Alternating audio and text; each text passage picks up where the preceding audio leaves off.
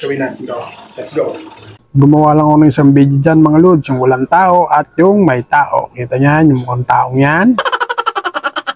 Focus tayo dyan sa mukhang taong yan, yung pagtalo na yan. Yan.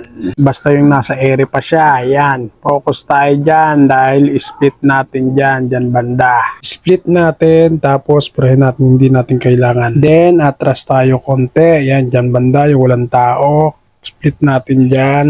Tapos, focus pa rin tayo dyan dahil bababa natin yan gamit ang overlay. Pag naibaba na, drag natin dyan sa unahan. Tapat natin dyan. Then, focus pa rin tayo dyan. Punta tayo sa dulo niyan. Yung binaba natin yan. Yung dinrag natin. Flick natin dyan. Tapos, freeze natin. Hanapin lang natin yung freeze.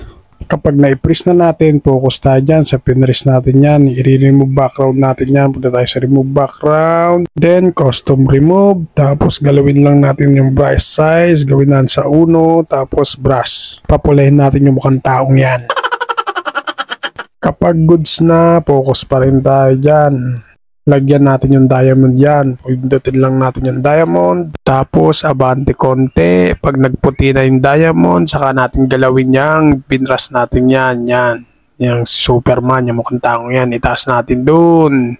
Kung sana yung magkaka-diamond, automatic na yan. Yun, hanggang sa lumiit. Kunyari lumipad na yung mukhang taong yan.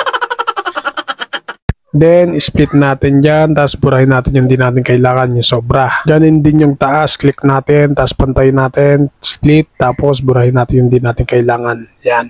Check natin pag goods na. Kapag all goods na, ready to export na natin. Habang nag-exporting tayo, shoutout muna natin yung mga nagbigay sa atin ng tala. Shoutout kay Balenja Preyas Bern, paring Boljak yan. Salamat sa patala mo.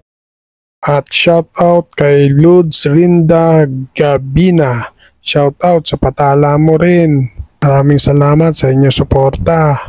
Paano mga Ludes, nasundan ba? Di ba madali lang? Salamat sa inyong panonood. At thank you Lord.